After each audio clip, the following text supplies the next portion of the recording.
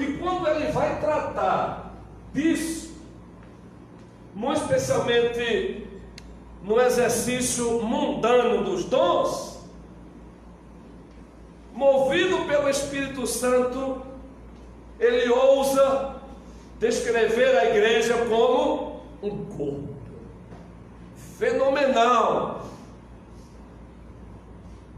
Essa didática paulina, que na verdade é divina, ele só fez aquilo porque ele estava ali guiado pelo soberano, majestoso e tremendo Espírito Santo.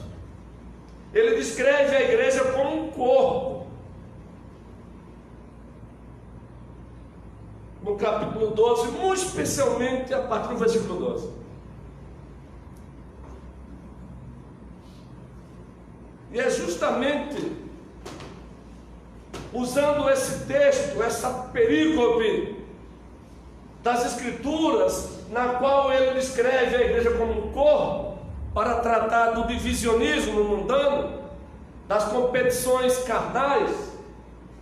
É justamente aqui, quando ele ousa descrever a igreja como um corpo, que ele acaba nos oferecendo o tema também desta manhã. O tema da mensagem deste encontro pactual. E o tema é o seguinte: as características do corpo de Cristo e os deveres para os quais elas apontam.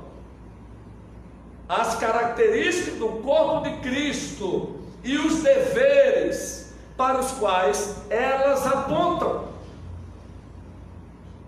E Paulo nos oferece sim essas características do corpo de Cristo. Ele identifica a igreja como um corpo de Cristo. Ele descreve a igreja como um corpo de Cristo. E ao descrevê-la como o corpo de Cristo, ele nos oferece características do corpo de Cristo. E essas características, reverendo Camilo, nos apontam deveres. Então vamos observar algumas dessas características do corpo de Cristo e os deveres para os quais elas apontam. Fiquem com a Bíblia aberta, fiquem com a norma normã, fiquem com a regra que regula a igreja, que é a Bíblia aberta. Norma normãs, regra que regula. A Bíblia é a regra que regula a igreja.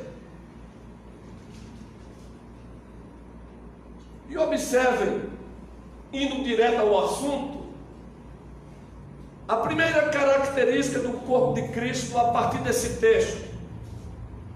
Os versículos 12, 13 e depois o 20. Eu lerei para o vosso entendimento. Os versículos 12, 13 e em seguida o 20. Porque assim como o corpo é 2, é 3, é 4, é 5, é isso que o texto diz? Não. Porque assim como o corpo é um, e tem muitos membros, e todos os membros, sendo muitos, constituem um só corpo. Assim também com respeito a Cristo. O versículo 13: pois em um só Espírito todos nós fomos batizados em um, prestem bem atenção nessa repetição, um corpo, quer judeus, quer gregos, quer escravos, quer livres, e a todos nós foi dado beber de um só Espírito. Agora adiantemos um pouco, vamos para o versículo 20. O certo é que há muitos membros, mas um só corpo. Um só corpo.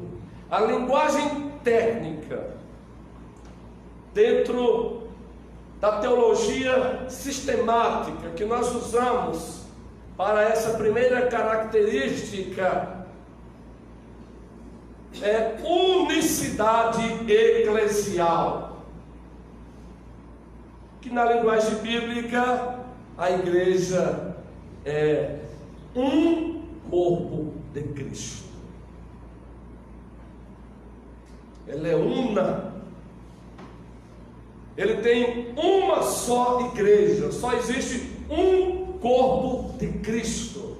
Paulo não está afirmando isso aleatoriamente, não. Ele está fazendo essa afirmação para combater pastoralmente os partidarismos, as facções, as competições mundanas. Unicidade eclesial. Eclesial tem a ver com igreja. Só existe um corpo, gente boa. É o que Paulo está dizendo para a igreja lá. Foi o que ele disse para a igreja do primeiro século.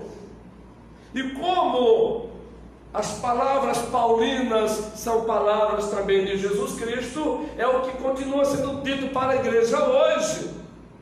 E nesta manhã, para a IPF Parque Novo Mundo, esta igreja é um só corpo. Tenhamos esse entendimento, relembremos para nós mesmos. Nós não somos membros de vários corpos, nós somos membros de um só corpo, o corpo de Cristo.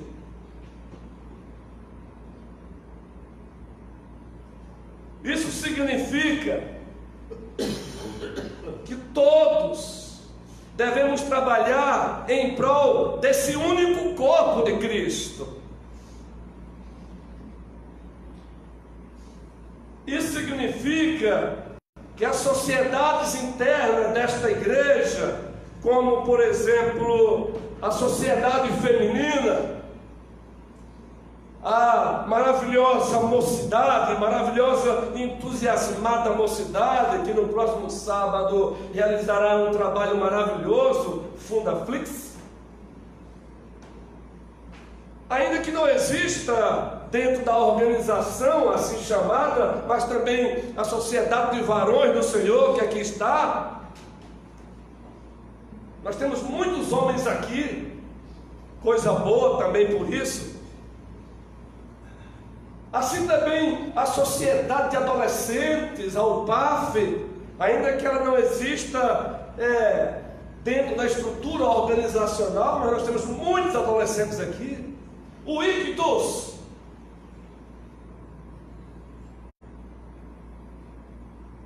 e tantos outros ministérios. Todos devemos trabalhar em prol de quem? Do corpo. Todos devemos trabalhar pela igreja de Cristo, pela unidade da igreja,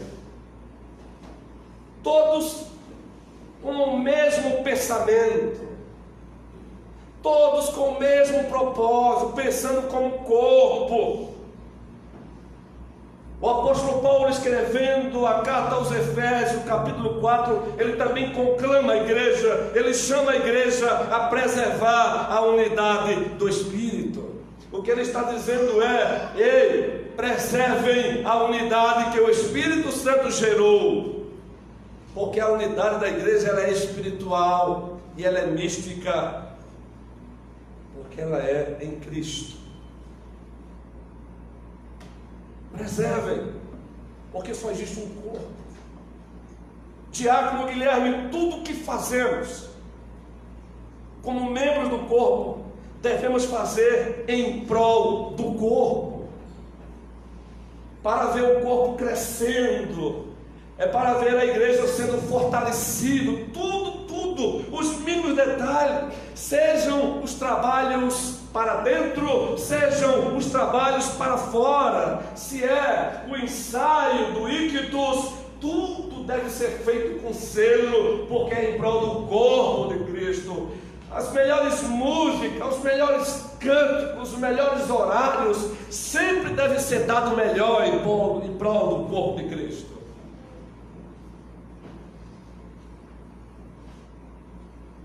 o prazer de estar com o corpo de Cristo, porque só existe um corpo, e eu preciso olhar para o relógio, porque senão eu me empolgo. Eu só fico no primeiro ponto aqui, na primeira característica. Eu pergunto a você, meu irmão, como membro deste corpo aqui, deste corpo que se encontra reunido nesta manhã, deste dia do Senhor, como membro, você tem trabalhado em prol do corpo? O que você tem feito em prol do corpo?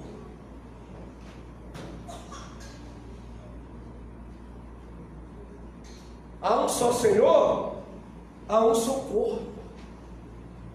O que você tem feito em prol do corpo?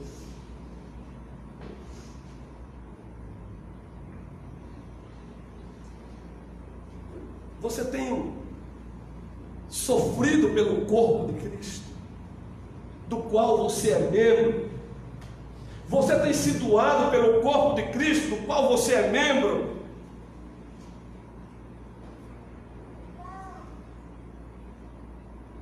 Repetindo, Paulo não está aí fazendo filosofia barata, uma filosofia eclesiológica barata, quando ele diz que há um só corpo. Ele está corrigindo pastoralmente os partidarismos, as facções, as competições, o mundanismo dentro da igreja. Até mesmo projetar os cânticos.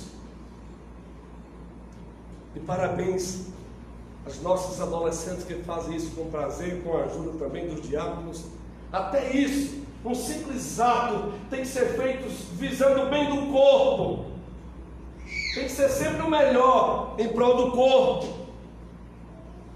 A segunda característica do corpo de Cristo, quando Paulo vai descrever a igreja como corpo, ele oferece para nós essa segunda característica. Observe os versículos também 12, depois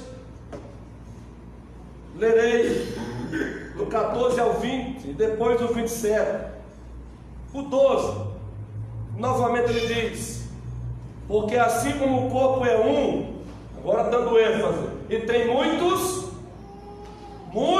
membros, e todos os membros, sendo muitos, preste bem atenção, sendo muitos, constituem um só corpo, assim também com respeito a Cristo. Agora adiantemos para o versículo 14. Porque também o corpo não é um só membro, mas muitos. Observe agora a repetição referente a muitos. Se disser o pé, porque não sou mão, não sou do corpo, nem por isso deixo de ser do corpo. Se o ouvido disser, porque não sou olho, não sou do corpo, nem por isso deixo de o ser. Se todo fosse olho, se todo o corpo fosse olho, onde estaria o ouvido? E se todo fosse ouvido, onde o olfato? Mas Deus dispôs os membros, colocando cada um deles no corpo, como lhe aprouve. Se todos, porém, fossem um só membro, onde estaria o corpo? O certo é que há muitos membros, mas um só corpo. Parte A, o certo é que há muitos membros. Há muitos membros. Agora o versículo 27, atentemos. Ora, vós sois corpo de Cristo, e individualmente, no plural, membros desse corpo. Então a segunda característica, numa linguagem técnica, é diversidade eclesial. O corpo não é feito de um membro só. Quando Paulo vai falar dos membros do corpo, ou do corpo, do que o corpo de Cristo é composto, ele fala sempre no plural: muitos, todos os membros, muitos, todos os membros. Diversidade eclesial. O que isso aponta como dever? E aí eu faço uma pergunta para provocar uma santa reflexão. De quem é a responsabilidade da saúde do corpo de Cristo? A quem pertence a responsabilidade do crescimento do corpo de Cristo? Pertence a quem? Somente ao pastor titular da igreja? Resposta: não. Observe que nós colocamos somente, porque também. Mas é somente? Não. Do colégio pastoral desta igreja, e aqui sem demagogia, sem lisonjeamento barato, mas presbíteros agradáveis. Quem? Do presbítero Edinho, do presbítero Antônio, carinhosamente chamado de Toninho, do presbítero Viana, do presbítero Bruno Massal? De quem? Do presbítero Roberto, não é? Esqueci de alguém? De quem? Do reverendo Camilo, como pastor cooperador desta igreja. Diga-se passagem, um talento maravilhoso, não é? Porque ele resume tudo que acontece aqui e, como se fosse um santo marqueteiro da igreja, ele compartilha nas redes sociais. Louvado seja Deus por isso. Mas de quem? De quem é a responsabilidade para o bem desta igreja, da saúde espiritual desta igreja? Essa responsabilidade é de todos, todos amados do Senhor. Os pastores cumprem os seus deveres, mas se os membros, se as ovelhas não cumprirem também com os seus deveres, nós teremos um corpo doente, nós teremos uma igreja desequilibrada,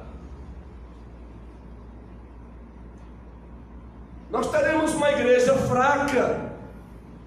Rapidinho, abram as suas Bíblias na carta de Deus aos Efésios, por favor.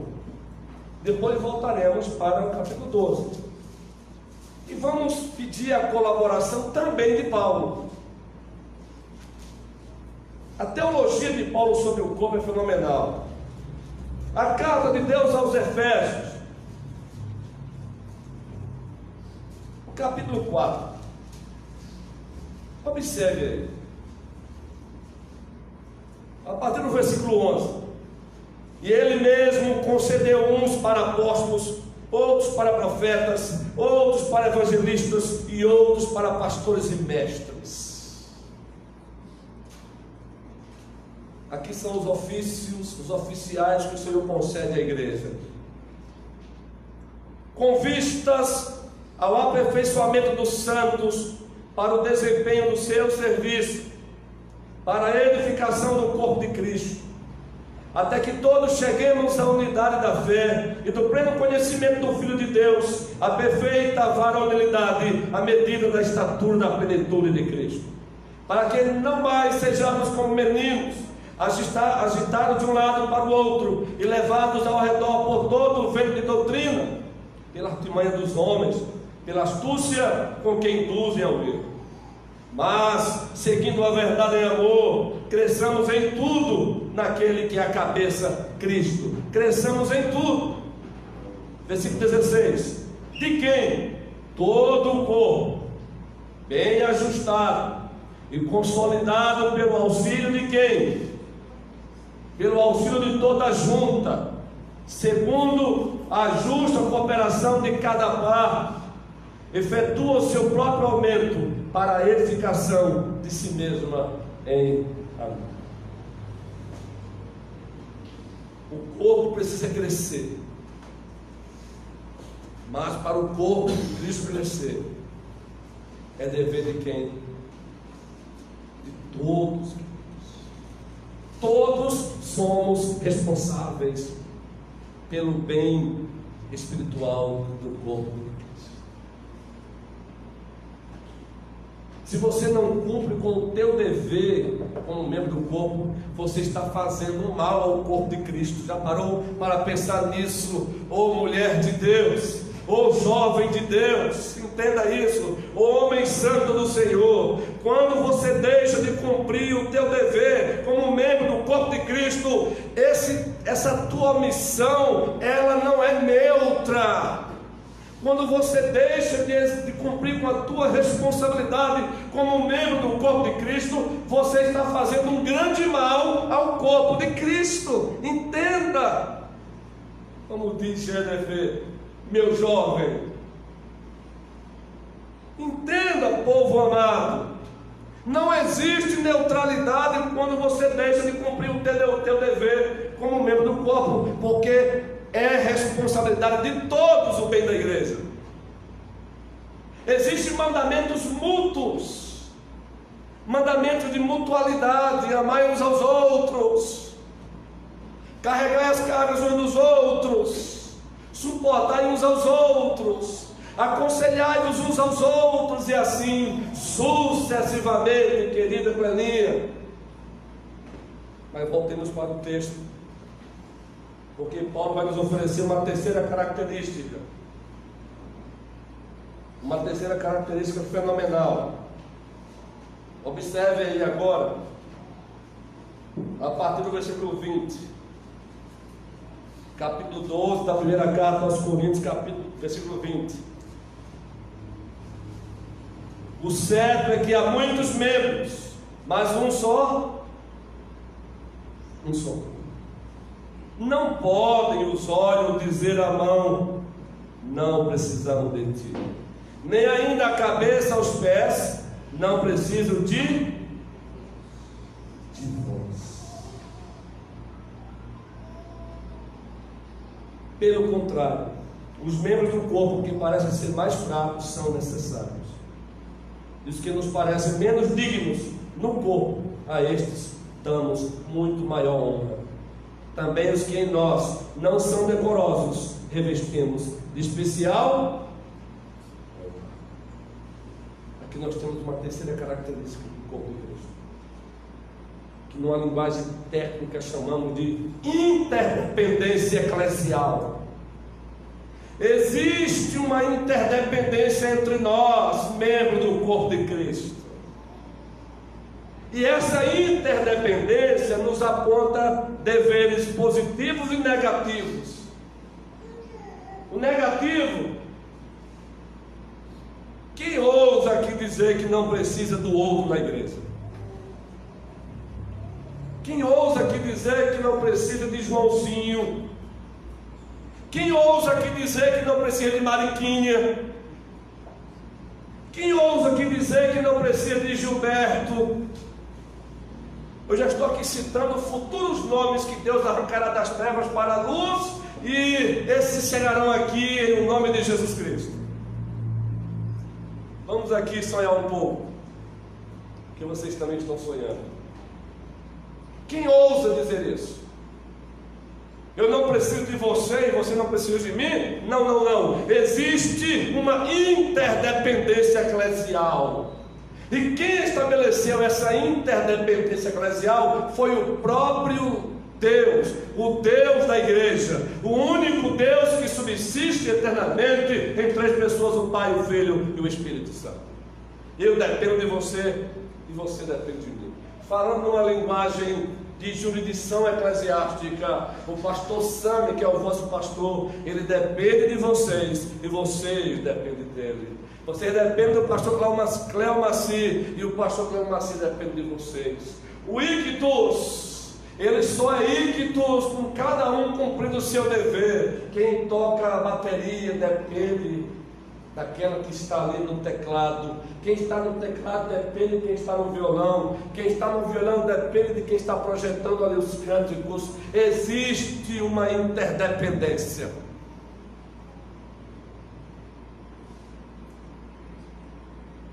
E quando nos esquecemos disso, o corpo só tende a adoecer. Aliás, nós temos muitas igrejas doentes no Brasil por conta disso. Igrejas que são verdadeiras arenas de combate carnal. Interdependência. Mas nós temos aí uma quarta característica, queridos. Observe aí o versículo 18. Mas Deus dispôs os membros, colocando cada um deles no corpo como lhe aprouve. Quem foi que colocou cada membro no corpo como quis? Foram os pastores da igreja? Não, foi Deus. Nós chamamos isso de contentamento eclesial. É você estar satisfeito no lugar onde Deus te colocou e você fazer o melhor no lugar que Deus te colocou. Todos nós ganharemos com isso quando você faz o melhor no lugar que Deus te colocou. Isso é contentamento eclesial.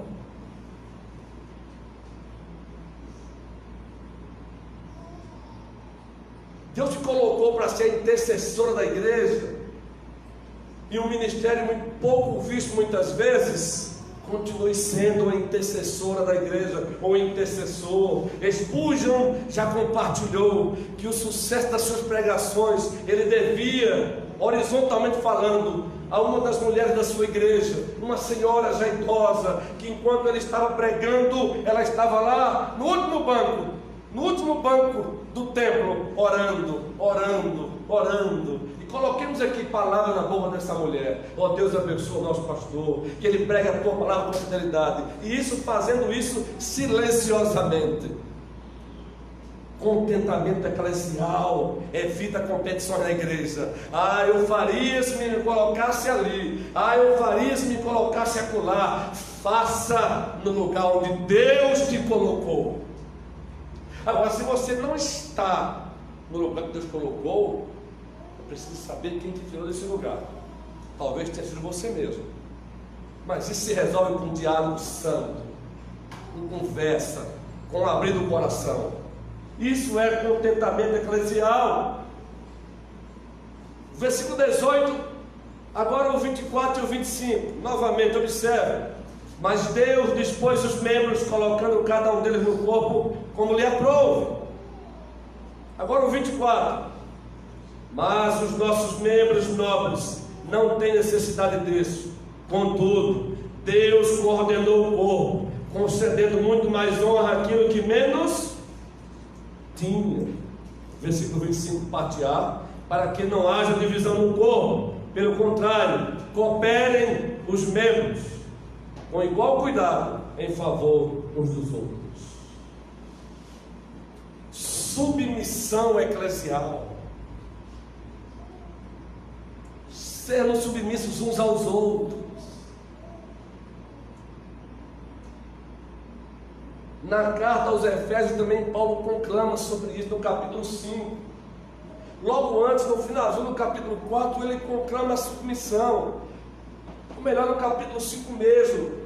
Antes de falar sobre a relação conjugal, tem um versículo antes, o versículo 21, que ele convoca toda a igreja a viver uma vida de submissão. Submissão vertical para com Deus e uma submissão horizontal. É quando Paulo vai dizer: considerai uns aos outros superiores a si mesmo. E fazer isso com prazer. Não é complexo de inferioridade, é com prazer. Isso é reconhecer a importância do outro. É reconhecer com alegria o talento do outro, o dom do outro. O quanto a sua função no corpo é importante para mim. E quando eu assim me comporto, eu não vou ter nenhum problema com o progresso do outro, com o crescimento do outro. Porque o progresso do outro é o meu progresso, o crescimento do outro é o meu crescimento. Submissão eclesial. Queridos, observe os versículos 25 e 26. Estamos caminhando para o encerramento.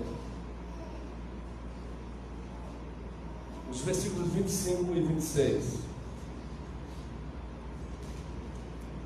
Para que não haja divisão no corpo, pelo contrário, cooperem os membros com igual cuidado em favor uns dos outros, de maneira que, se um membro sofre, todos sofrem com ele, e se um deles é honrado, com ele todos se regozijam. Aqui nós temos uma outra característica.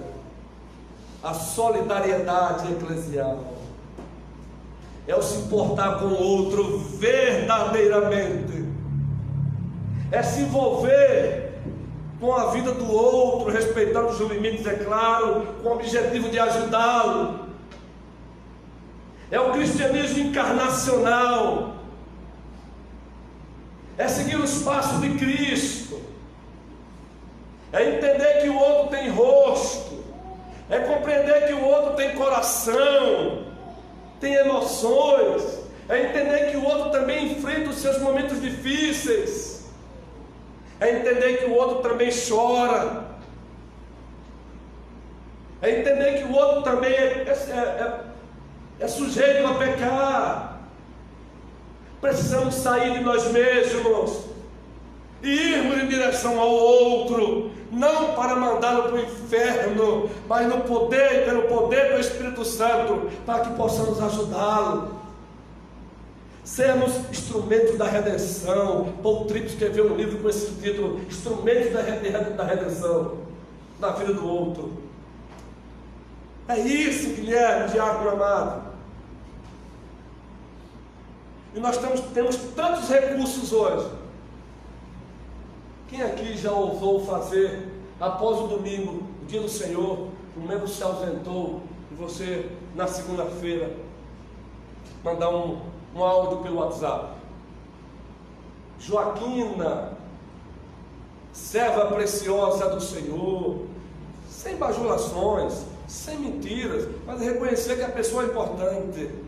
Só estou mandando esse áudio para um simples compartilhamento. É que eu senti a sua ausência domingo na igreja. Saiba, você é importante para nós. É simples, são atitudes simples, mas são essas atitudes simples que constroem um corpo saudável. Mas estamos tão voltados para nós mesmos, criamos o nosso próprio mundo. Muitas vezes desse mundo nós somos o próprio Deus. Nesse mundo não há lugar para o outro. Solidariedade eclesial. Você tem sido solidário com o outro na igreja? Quem se ausentou hoje? Não falem nada. E façam esse teste amanhã. Não é para você cobrar a ausência do irmão. É para você dizer, pelo áudio do WhatsApp, vai aqui um testezinho para você. Se você leva a palavra de Deus a sério, vai aqui um teste para você. Grave um áudio amanhã, ou manda uma mensagem de texto. Eu senti sua ausência ontem na igreja. E eu senti sua ausência porque você é importante. Pronto. Não é mandar um áudio dizendo, miserável, desgraçado, você pecou, não foi? Deixou de vir na igreja ontem. Não, eu senti sua ausência ontem. Queridos, como é bom sentir a ausência do outro. Por último, e aí Paulo nos oferece aquela última característica para o sermão de hoje. É claro que a gente consegue fechar com chave de ouro o sermão, pelo menos para mim, não sei se para vocês, não é? A gente precisa tomar cuidado com a presunção nossa de cada dia, não é? Observe o versículo 27. Ora, vós sois corpo do pastor Ronilson. É isso que diz o texto. Vós sois o corpo da IPF do Brasil. É isso que diz o texto.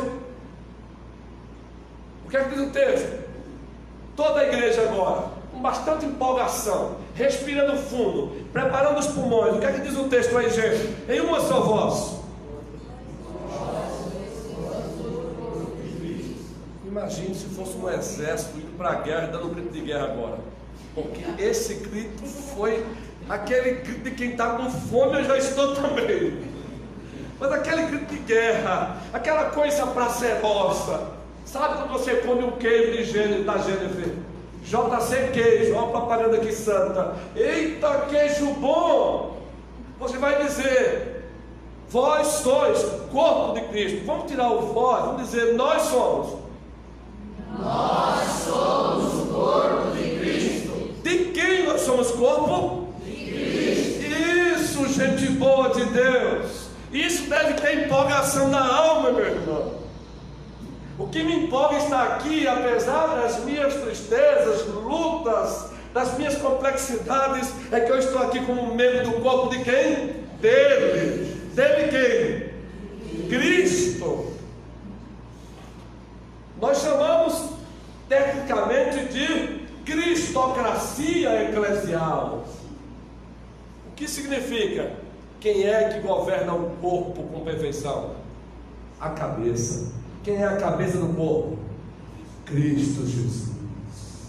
Ah, reverendo Camilo, Ele é o chefe supremo, bondoso e misericordioso da igreja. Ele ama a sua noiva. Ele se importa com cada membro desta igreja. Ele se importa com os seus temores, com os seus medos. Recentemente o pastor Sam me pregou aqui em Apocalipse, lembram? No domingo, aonde se celebrou a Páscoa da Nova Aliança. E lá, João viu que na mão direita de Cristo tinha o quê? 7 o quê? Os castiçais, e na outra mão? Os anjos, não é? Lembram? Que são os pastores da igreja. Ele tem domínio. O Senhor Jesus não perde o controle da igreja. Ele não vive buscando plano B, plano C, porque alguma coisa dá errada. Ele controla tudo. Ele é o chefe supremo da igreja. A igreja deve ser governada como Ele quer e não como eu quero. Não é como eu penso, não é como eu acho, é como o dono da igreja quer. A noiva não tem que se vestir como eu quero. A noiva tem que ser vestida com o vestido que o noivo quer. E o noivo não é o pastor Luiz Romilson. O noivo chama-se único, perfeito e absoluto Jesus Cristo.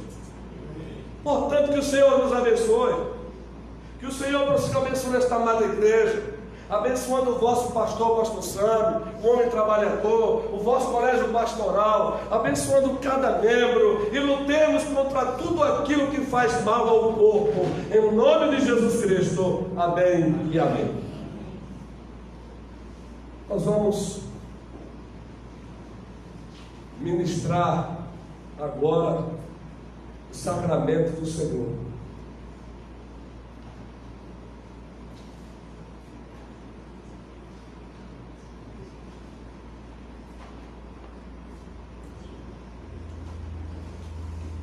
Na tradição bíblica reformada, o sacramento é o evangelho dramatizado.